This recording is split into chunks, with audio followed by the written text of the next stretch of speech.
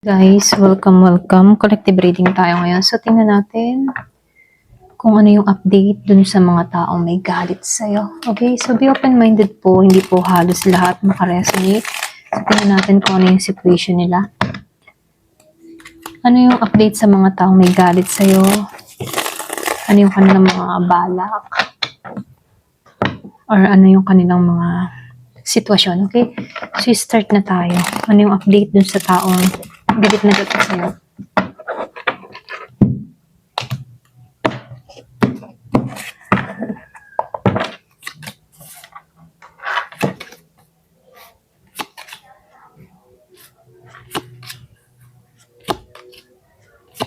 Lumabas tong devil, oh. So, dito, meron akong nakikita dito. Virgo, Capricorn, Taurus, Scorpio, Cancer, and Pisces. Gemini, Libra, and Aquarius. Meron ding Aries, Leo, Sagittarius. Wala kasi yung Virgo, Capricorn, Pisces. Meron akong nakikitang Year of the Horse, Year of the Dog. Ayan. So, start na tayo.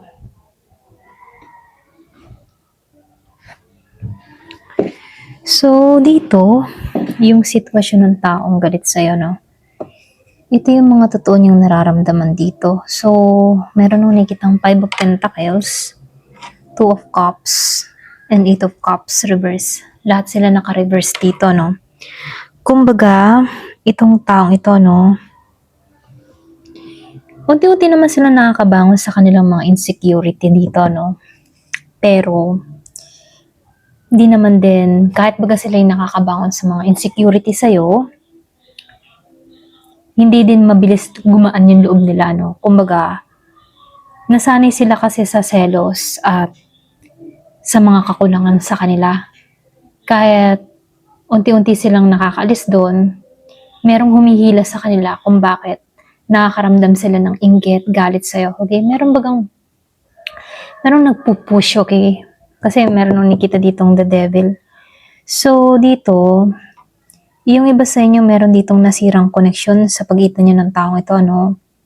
Pwedeng friendship, partnership, or simpleng mutual respect lang na hindi na maibalik, ano? Kumbaga, nagkaroon ng lamat sa pagitan nyo mula sa tao na to. Hindi na ikaw, hindi ka na masyadong lapat sa kanya rito, no? So, dito, sa 8 of Cups reverse, ano, may time tong hindi nakaka-moving on, kahit baga gusto nilang talikuran yung mga issue, no? Hirap silang mag-moving on doon, ano? Bumabalik at bumabalik pa rin yung isip nila dito, okay? Sa mga nararamdaman nilang inggit, selos sa'yo, okay? Kahit baga meron nagtutulak sa kanya na ay huwag na lang pansinin, ganyan, or tanggalin yung kanyang gano'n, ano. Pero meron bagang pwedeng init ang dugo sa'yo, or pwedeng merong nag-uudyok, ano. So, dito, no, lumalabas kasi din dito sa devil, ano, meron akong nakitang hidden ego. Yung iba sa inyo, no, meron tong mga tinatagong ego. So, meron akong nakitang unfinished emotional attachment sa'yo, okay? Pero halos lumalabas dito selos at pride. Ito lang yung nakikita ko dito, no? So, dito sa the devil, ano, itong tao na to may pagka-obsess, eh. Pwedeng obsession or pwedeng obsess sa'yo. Hindi ka nila matanggal sa focus nila, no? So, meron talagang inggit, comparison, or pakaramdam na mas nakakalamang ka. Ito lang nakikita ko, no? Pakaramdam nila mas lamang ka.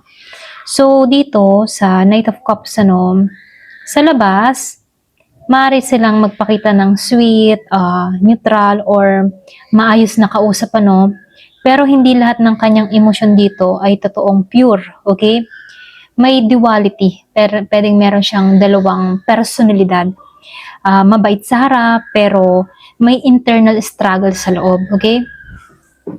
So, nakikitaan ko lang din dito, no? Meron akong nakikitang temperance dito. So, ibig sabihin, meron ditong divine balancing na kung saan meron kang spiritual protection. Okay, kaya huwag kang mag-alala kahit may mga nagtatangka, may inis or may something na intention sa'yo, hindi naman nakakapasok sa'yo kasi may protection ka. Okay? Kumbaga, hindi sila basta-basta makakaapekto sa'yo. So, nakikitaan ko lang din dito sa The Wheel of Fortune reverse, itong mga taong ito, feeling nila, para bang pumapabor sa iyo yung tadhana. Okay? Lalo-lalo na sa panahon ngayon, kita kanila na sa iyo pumapabor ang tadhana, parang sila yung naka-stack, habang ikaw ay may progress, habang ikaw ay umuusad, So, dito, nakikitaan ko lang din dito sa Two of Wands reverse, hindi nila alam yung next move. Okay? Nagagawin nila. Kumbaga, wala silang malinaw na plano laban sa'yo. So, more on emotional reaction lang. Okay? Parang damdamin lang talaga nila. Okay? Yung umaapaw dito. Okay? Pwedeng yung emotion nila sa'yo. Ito lang yung nakikita ko dito, So, dito, lumabas ang The Sun reverse. Kumbaga, dito sa The Sun reverse, yung iba sa inyo kasi nasasapawan mo to para bang nasasapawan ng liwanag mo, okay? Kapag nakikita ka, kita ka nilang maliwanag, kita ka nilang maayos, kita ka nilang nag-glow, kita ka nilang maliwalas, So, hindi sila masaya sa mga nakikita nila sa'yo, lalo-lalo na sa tagumpay mo at sa glow up mo, okay? So, dito, lumalabas din dito sa The Hermit reverse, So, merong ayaw, okay? Para bang ayaw nilang mag-reflect sa sarili nilang pagkukulang, So, lumalabas dito, mas madaling, yung mas madali para sa kanila yung isisi na lang, okay? Or, yung bang isisi sa'yo, kung bakit sila nagkakaganito, or isisi or gumawa ng kwento, okay? Mas gusto nila yung ganun dito, okay?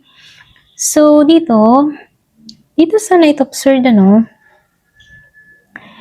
naka-upright to Kumbaga, ito yung possible na action nila Merong posibilidad na pwedeng merong confrontation or pwedeng chismis, okay? Pwedeng i-chismis ka nila or magsalita sila laban sa'yo.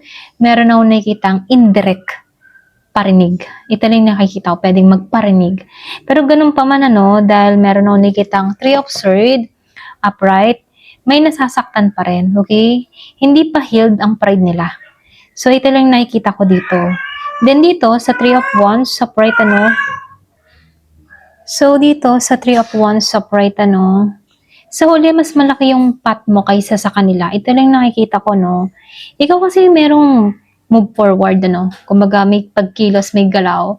Merong movement na nangyayari sa'yo. Ito lang nakikita ko dito, Kumbaga, kahit sila ay maraming mga sinasabi behind your back, ikaw patuloy ka pa rin patuloy pa rin yung paglago mo, okay? So, hindi sila totally masama pero may mga unresolved na insecurity.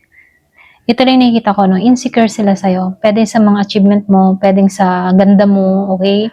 Or pwede rin sa pamumuhay mo, Mas naapektuhan sila sa growth mo, okay? Kaysa sa kanila, Kumbaga, hindi nila inaamin yon na naapektuhan sila sa growth mo, okay? Sa paglago na nangyayari sa'yo, sa pagbabago mo, okay? Meron akong nakikitang temptation, okay? Pwedeng meron temptation na gumawa ng impulsive move pero wala silang solid ground. Ito lang nakikita ko. Protected ka energetically.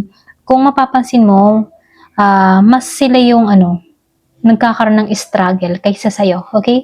Kumbaga, meron kang nababalita sa mga to na may mga pagsubok na nangyayari sa kanila. Hindi sila gaanong umuusad or pwede rin hindi sila nagtatagumpay. Kahit may mga biyayang nare-receive, hindi nila maramdaman yung saya, So, ito rin nakikita ko kasi wala silang kakontentuhan sa mga nare-receive nila kasi itong taong ito, laging nakapokus sa'yo, okay? Laging naka-observe kung ano nangyayari sa'yo, okay? So, tingnan natin, Ayan, hanggang dito na lang. Hanggang dito na lang yung reading ko, okay? Ayan, hanggang dito na lang po. Thank you for watching. Love and peace.